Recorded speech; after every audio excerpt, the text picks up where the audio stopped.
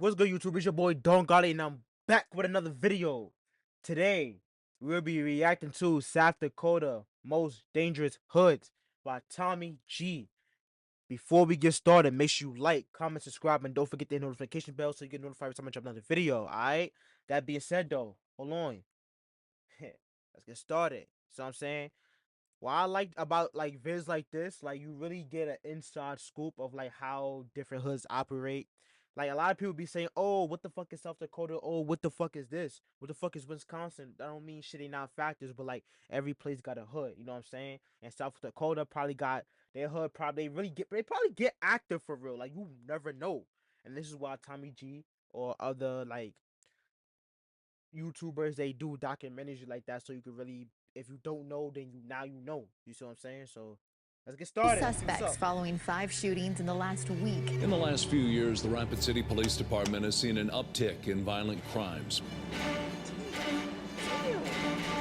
And you're seeing them guns. That's not some shit you see in New York for real. New York is mainly handguns. Like niggas don't got artillery like that, unless like you gotta really get that shit from across state lines, bro. Like real shit, and then just smuggle it. But niggas is not really doing that. So that's crazy though. Back, I'm shooting up this whole show. I had to pick my brother up after he got shot, you know? I never planned to be 50 years old ever. I thought I would be passed away way before that, you know. My daughter, supposedly she was accidentally shot by another guy there with a gun. Damn, At first, you might guess that South Dakota is a very safe place, and that's up for debate. Nationally, it's actually ranked somewhere in the middle, and it's more dangerous than states like Kentucky, Florida, and Illinois. For citizens, it is reasonably safe, but if you even when New York, like New York is big as hell, so if you calculate New York in general, it's only like certain areas where it's really crazy, like Rochester, Buffalo, and then you got New York City. Now New York City have like probably like 8 million people or less or whatever, but it's still heavily populated.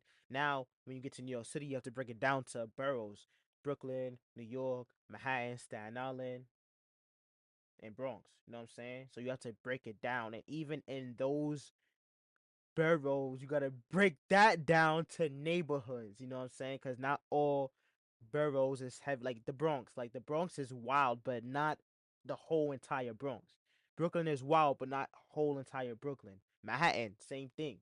You see what I'm saying? So that's how it go. American man, it's a different story altogether. You see, Rapid City is South Dakota's most dangerous city, and Pine Ridge is the most dangerous reservation. And together, these two share kind of a strange relationship. It's kind of like Chicago and Rockford, where you have gangsters going back and forth to flee from the law. And in Rapid City, shooting has been on the rise, and most of it is tied to native gang activity. And here's another interesting fact about South Dakota. It is arguably the most incarcerated state in the country. Some estimates say that up to 7 out of 10 native men will serve at least once in jail or prison. And although natives make up only 9% of the state population, they make up nearly half of the prison and jail population. To investigate this further, we head to Rapid City and we dig into the trends of violence and incarceration. We meet with guys like Eric, a man who has served decades in prison and now is out advocating to stop the cycle. Vinny, a local rapper whose brother was killed at one of his recent shows. And of course, to really get into the mud, we make a stop at a local trap house. Join us as we go boots on the ground in South Dakota.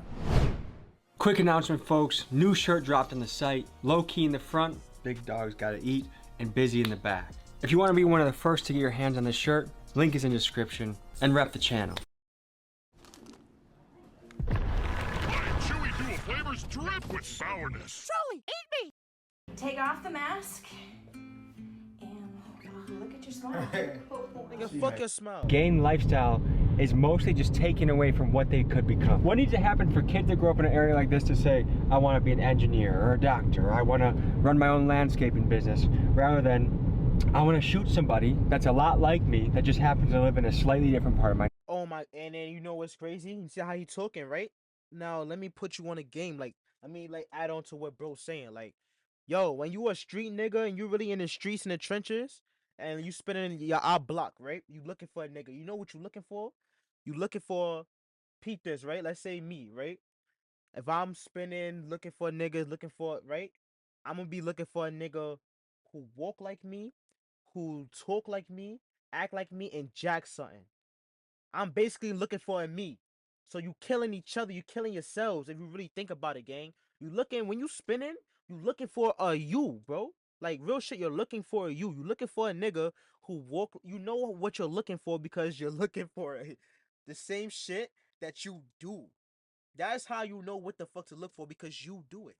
And it's fucked up when you really think about it, gang. We killing each other. We killing ourselves, gang. I'm a reflection of you. We are alike. We are the same, and we killing each other, bro. And that's every race. Fuck just black on black. Like that's real shit. You're looking for you, gang, and it's fucked up. We're brainwashed. I don't know if we'll ever find that answer, but that's part of the discovery that we're on this channel. We're gonna dive into the most dangerous city in South Dakota. Buckle up, it's gonna be a ride. Tell us where we are right now. We in Lakota Homes right now, this deep north, you know what I'm saying? Deep north side.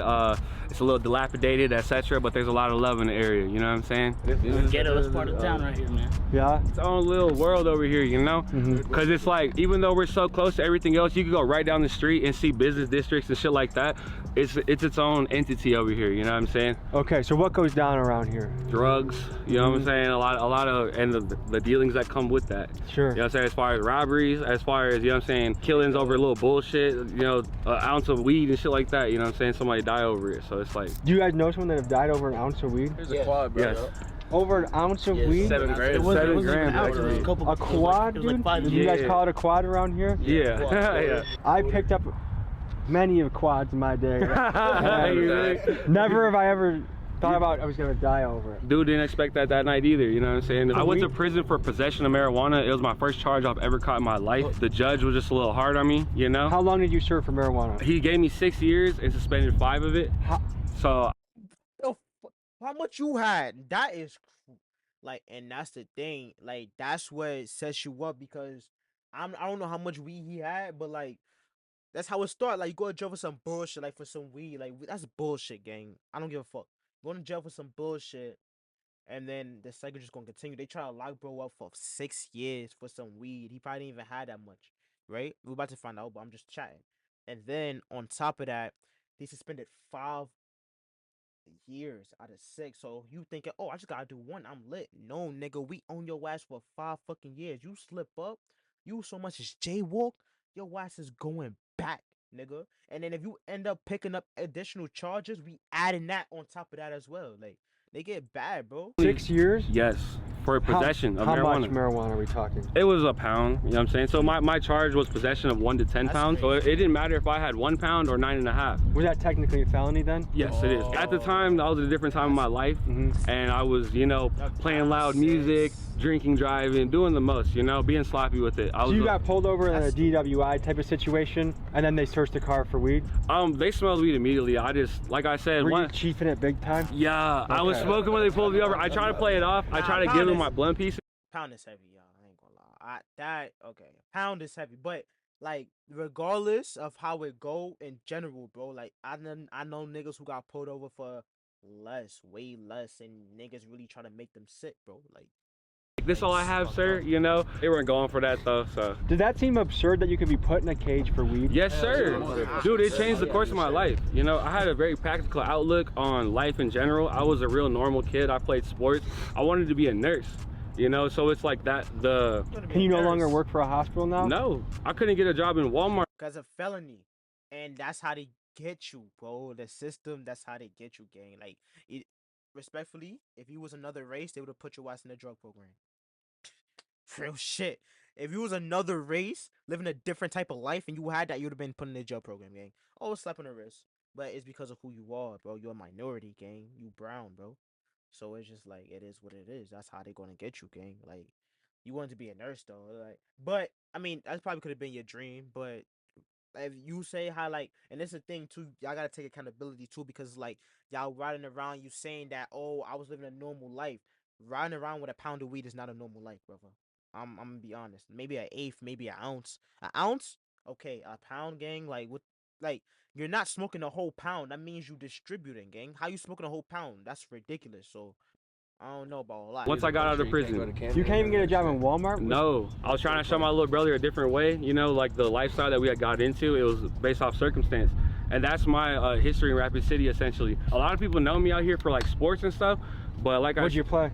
I played football, basketball, I ran track, you know. We head next to I Am Legacy, an organization focused on empowering Native people and helping ex-cons rebuild their lives. Founder Eric Brainswhite invited us to a roundtable discussion led by former inmates to tackle the tough issue of incarceration among Native men. Like, probably you can't tell by looking at me or anything, you know, but I used to do the gang thing. And if I was a Hollywood movie director looking for the role of like scary guy in the cell, you'd be like, oh, this is the guy we want, for sure. Yeah. I left everything I've ever known in my life that I was good at and entered a life where I didn't know anything. I changed. Yeah, I never planned to be 50 years old ever. I thought I would be you know, pass away way before that, you know. The younger you experience these violent things, it increases the likelihood of you repeating them in this community. That's why we focus on the youth. And that's all it takes, gang. Focus on the youth, gang. The youth is in dire need of hope, bro. Like, real shit. And but y'all gotta create opportunities for them. But at the end of the day, you can't put the 100% blame on like OGs and everything, because when they was growing up, it was fucked up. The streets is all they know. They've been in jail, being fuck-ups, losers all their lives, bro. Yes, losers. I don't give a fuck. They've been losers all their lives, gang. How the fuck is a loser gonna sit here and tell this nigga, oh, you gotta do this, you gotta do better? Because at the end of the day, you not doing better. Now, if you was doing better, if you providing opportunities and building the community, you could tell niggas like that. But a nigga, if you not doing shit with your life, or you on the block smoking za or whatever, and you trying to tell these young niggas to stay in school, they're not gonna listen to you, gang, because you're not practicing what you're preaching. You know what I'm saying? So it's good at, like, they're trying to do that. Like, they're building communities, they're building opportunities, because it's born in the hood. It ain't nothing to do. Like, it's real life, nothing to do, gang. Like, for real, it's shit to do. So I in was the going hood. through spice samples and I found What the fuck? I don't care, bro. Like, I don't care, gang. Like, fuck.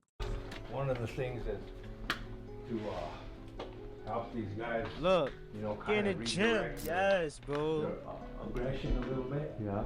So you come in here, tire them out a little bit. Yeah. Put them on the weight. Healthy choices. Yeah. Niggas lifting weights and boxing, they gonna be too tired to be in the streets. Gangster. We also do drug court. This is where we offer AA, NA, things like that in here. And we know about that life. We've been there. That's why we care. And there is a way out. We found it, and that's all we're trying to show these young brothers. I see your shirt, Healing with Conviction. What does that mean to you? That I'm coming with the truth.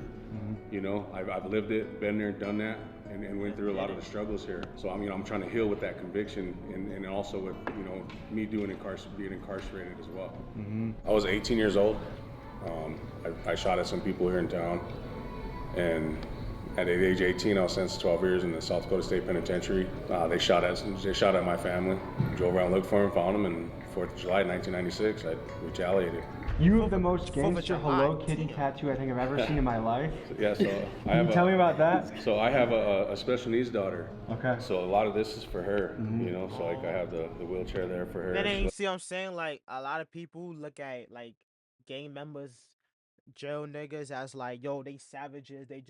That's just all they gonna be. But like, a lot of them got hearts. It's literally just circumstance, bro. Like, niggas just don't wake up and just want to blick shit and then just go, like, nah, it's circumstance, bro. It's things that made you want to do. See how he talked about, yo, his nigga shot his family crib up, nigga shot at his family. So he felt like the only thing he know is to get back.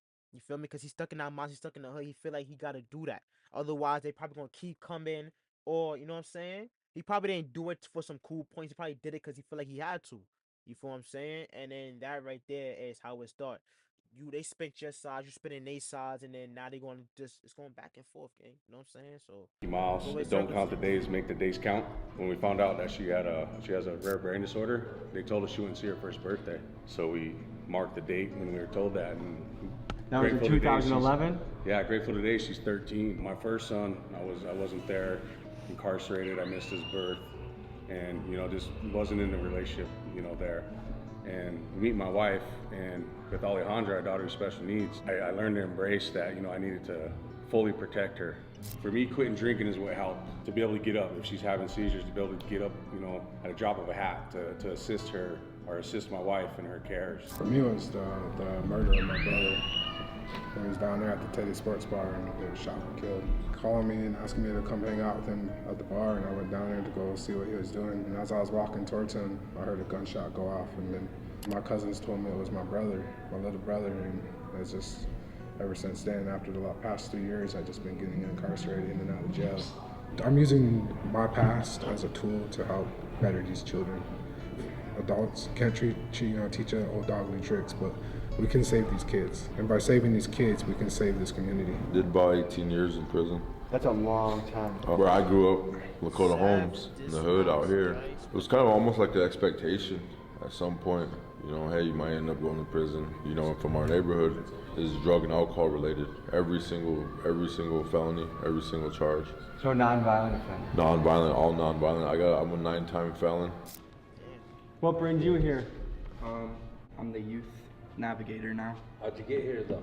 In 6th grade, I got in some trouble at school. You know, Eric used to be the diversion coordinator here in Pennington County, so I was his first ever youth to go to Legacy. What'd you get into as a 6th grader? A fight. This little kid called me a name, and I have gay uncles. It was a gay slur. I think I can guess what you're thinking of. Yeah. And he crashed out. I reached in my locker to grab my backpack, and he slammed the locker door closed on my hand. I reached up with my left hand and I slammed his face against the locker, and I grabbed him up by his backpack straps and threw him across the hallway. I started kicking him while he was on the ground, and that's how I met Eric, and I've been coming back ever since. I was like 11 or 12. Now he's 16. And look how he carry himself. You gotta do it early, gang, cause the older they get and the more they experience, like all that talking shit gonna go out the window, bro. Like they gonna feel like they don't have nobody and they don't need nobody. That's a young nigga mindset. You see how like that happened in 6th grade when he was 11. They was able to get him from then, bro. Because if shit kept building up time and time again, it would have been too late, bro. Like gangster, like, cause you gonna look at it as like, nigga, I've been doing this my whole life. I don't give a fuck. You can't tell me nothing, cause I've been living like this, and y'all have been helping me, and now y'all want to say something. Get the fuck out of here. I don't want to hear that. That's how they gonna talk, bro. Like on my dad, word of my dad. Like that's how they gonna talk. I don't give a fuck. Real shit. You gotta get them early, bro. What's happening, bro? Hey, man. What is up, man? How you doing, man? All right. Good to see you, man. Water, man. Yeah, we Legacy. We're deep up there, the homies. Yeah. We I got respect that. everybody from every clique in town. I respect that for sure, because there's a lot of people that, you know what I'm saying, older folks that lead the youth astray. I feel you, bro. And that's what I'm saying. It's like they don't know no better when they're that young. Nah, like man. we grow up in the shit we see, like we think it's normal, you feel me? Then you grow up and you have your own mind now, and it's you know like, what? I want you guys to know how important you are to our people, man. Word. We don't need you wasting your lives on dumb shit, man. Word. You know what I mean? Don't get caught up doing dumb shit, man. But statistics say. Put your time into that. Absolutely, man. Yes, right there. Right there, man. What does that mean? Hey, tell them what it means, man. Tell them what that means. No, it's from Sundance. Ceremony. Oh, where you put the piercing. Yep. Sundance ceremony is No, bro got shot. basically women's appreciation ceremony. We're showing appreciation to the women because the women get their blood every month, and like Queens of Slate. That's our way of Queens of Slate. Even going into Inipi. Inipi stands for a slit lodge. You go in there and pray. You're going in there to be cleansed. You know, cleanse what you be doing out here. You know, all those gangs and drugs out here, because there's not much opportunities for youth out here. That is another factor. You, bro. Oh, this is my little brother.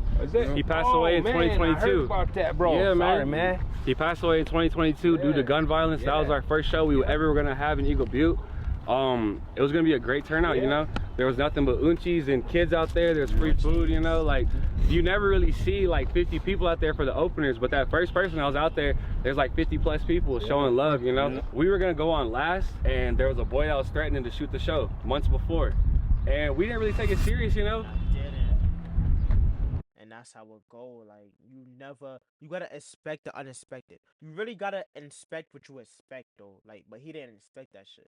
You gotta expect the unexpected, game. Like he's talking all that shit. Nah, don't get me wrong. Niggas be capping. Niggas be chatting. But like you gotta be on point, because there's always a hating ass nigga out there who don't like what y'all doing, who don't want to see y'all win, bro. So they gonna go the furthest extent, or they wanna They want to look cool, have cool points. Like, you see what I'm saying, bro? And then look what happened, bro. Lost his brother. If he would have took it serious, his brother would probably be here. And I'm not trying to blame him, but like, if you in that life or if you around that life, you gotta take every threat like serious, gang. I don't give a fuck. Like me personally, I don't take threats lightly. I don't be like, oh, he just chatting. Nah, like if you say it, I don't give a fuck if you the goofiest nigga, you the weirdest nigga in the world. Like I'ma take it serious because you cannot underestimate nobody, bro. Like this shit is real. Like it could be a nigga, the nerdiest nigga you know in the world. He'll clap your ass. Like it's just how it go. Like you can't underestimate nobody, bro. Real shit. We didn't even reply to his threats or anything like that, but it came down to the day of the show. 90-degree weather, and he's in the crowd with the same bag on that he's showing his gun on Snapchat every day, and with a mask on in 90-degree weather, you know? So I came and I tried to speak with him because I know what he was saying, and when I came and tried to talk to him, he got real abrasive and was like, why are you trying to check me? Get away from me, boom. And I'm like, look, man, and I grabbed his bag, and I pulled it to me. I felt his gun, and I said, what are you doing here? Why are you here? But he's like, just get off me, get away from my bag. I don't want to freak everybody out and be like, hey, he got a gun. Yeah. So whenever the security comes up to me, I say, hey man, he has a gun. He's like, are you sure? I'm like, yeah, I felt it. So he tried to escort dude away. Dude basically said, hey, I'm coming back. I'm shooting up this whole show.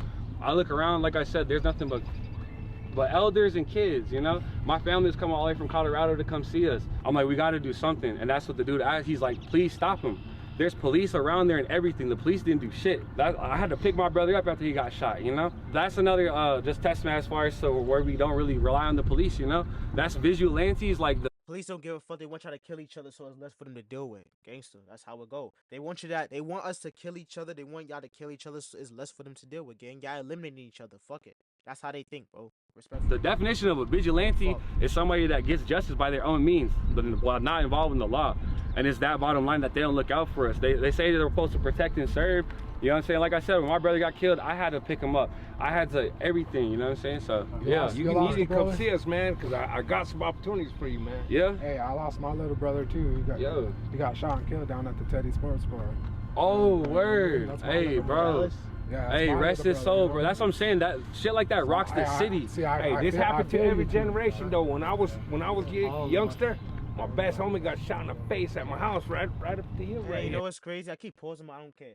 Like, real shit, like, that's how it start, though. Like, it start when you lose someone close to you. That shit'll turn you into some shit. Like, you feel like you gotta crash out. You feel like you gotta get back because that's probably the only person who was there for you. That's the person you was close to the most, bro. So losing that person like really make you wanna go crazy, bro. Gangster. Word. In the hood, you know, it changed us forever, man. Police will come through here, etc., but they're not too quick to. It's in a suburban area on the west side or something. Something goes down, they're there like that. Why do you think that is?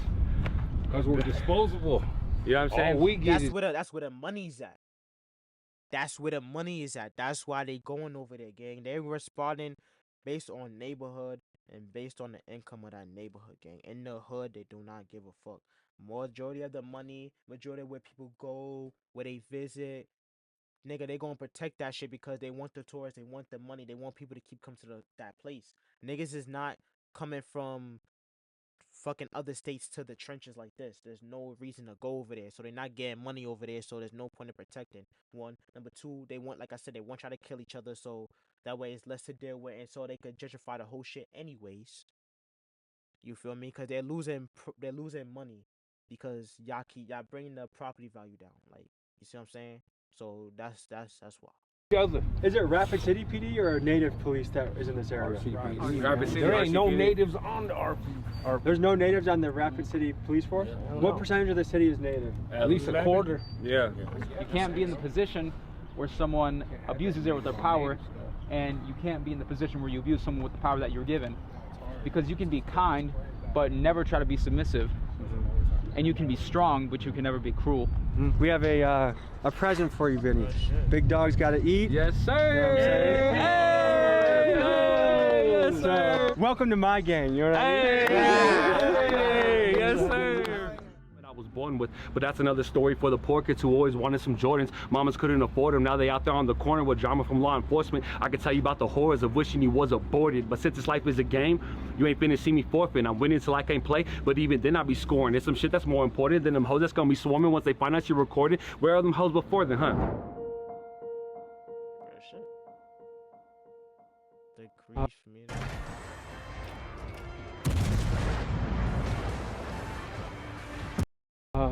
We're coming up to a grief meeting for moms that have lost sons to the street, I presume. This is going to be kind of a tough conversation. Nice to meet you. Nice to meet you. How are you doing? Good. So we're covering sort of the streets, the gang life, and also just gun violence at a young age. What have you seen as a mom in Rapid City? I've seen a lot of violence and a lot of killings. Not so much when I was growing up. There was, here and there, nothing like today. You think it's worse now? Oh, definitely. Okay. There wasn't Rapid as much City. guns back when we were growing up at all. Everybody has a gun these days. Are the guns in South Dakota in the hood, are a lot of them legal or illegal guns? You guys know? Illegal. Both. Yeah, well now they've made it easier to get guns, so, both, yeah, I would say. I guess, so what, are there any stories that can illustrate, what you've seen or what you've heard in the area that talk about gun violence and things Both like of my children died from a gun. My son always had a gun. My older son, he always carried a gun. He's not anymore. He's 31 and a dad now. What brought him out of the gang life? His kids. Now, gangs can be really attractive for a young man, right? Why do you think that is? And do you think it actually brings any benefit to their life? I have my oldest son who I kept in every sport available. He didn't have time to do any of that stuff. Mm-hmm. But as soon as he hit high school, and that attraction was just immediate. He started then missing school and then running and getting in trouble.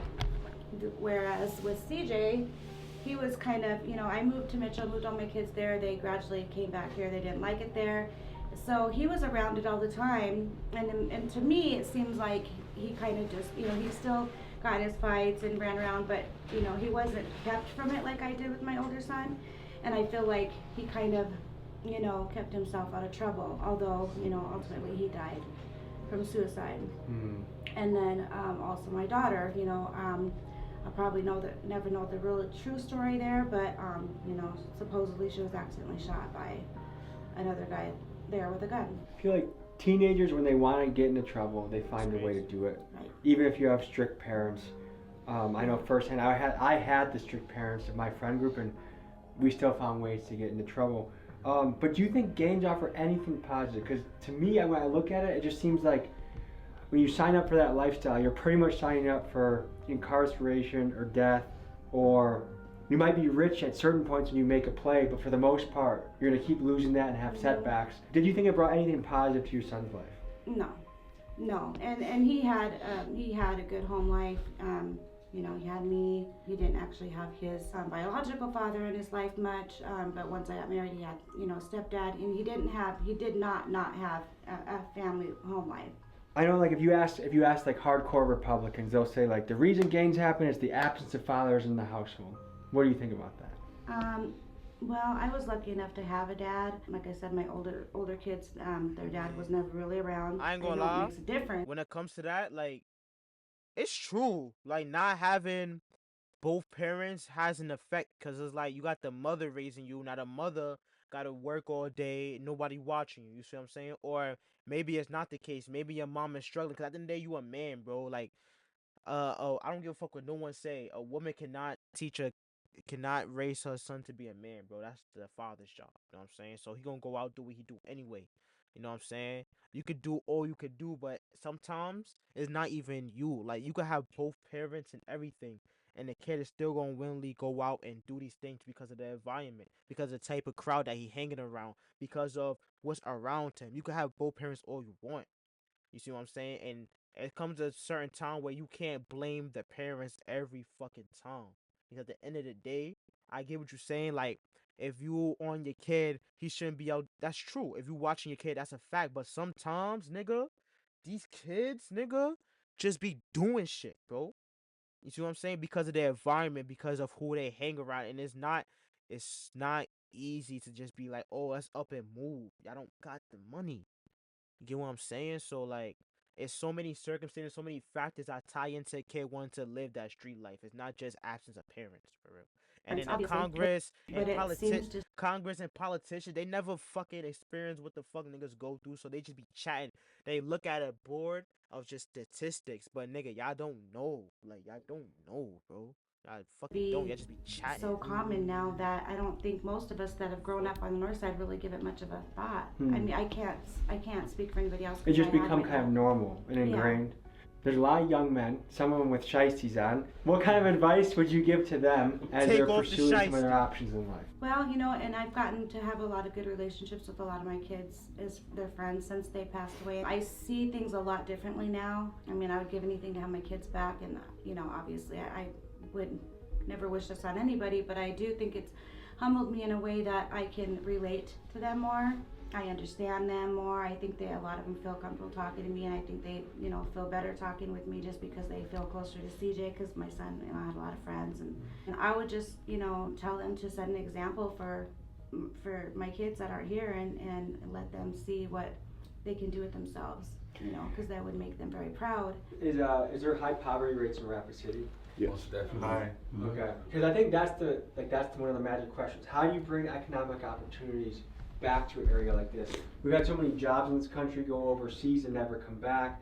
So like, to me, that's the thing, is like, how do you reverse the wheel that is spinning? I think Kenny is a good one for this question. He owns this business and he's hired several people, and he might have some input on that just because he's given people multiple chances and still does.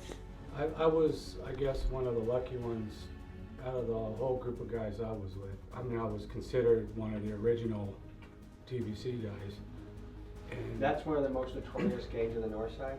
Yeah. TBZ is slang for the boys, and this is the name of one of the most feared native gangs in the country. And with roots that run deep in South Dakota and Minnesota, TBZ has both power in the streets and the penitentiary. Captain Tony Harrison, chief investigator for Pennington County Sheriff's Office in Rapid City, says that he has seen photos of toddlers dressed in gang attire, and that it's not uncommon to see boys as young as 8 and 10 throwing up gang signs. Eric and Kenny were among the founding members of TBZ decades ago, but against all odds, both are now leading lives that give back, and they use their lessons of their dark past to try and create a hopeful future for the youth. So you got, yeah. So you got my brother, and there were several of us.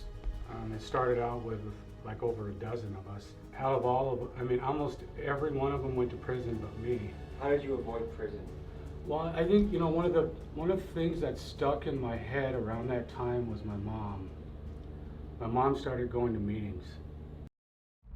How do you take 20,000 children in the middle of New York City without anybody seeing?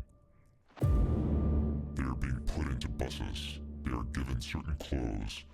Some of them were taken out in boxes. She started going to AA meetings.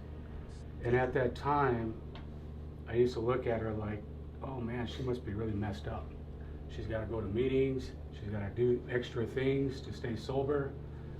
And my whole thing was backwards. That was when I was in my drinking time too. And for me, it was like, that was one of the things I came back to when I did sober up. And it was getting in a relationship at that time that helped me kind of come out of that rut. And then kids, that was the other thing. And that kind of opened my eyes up to my drinking and my drugging. And one thing led to another. And next thing you know, I've been doing this for over 30 years. And that's what keeps me motivated, is my work.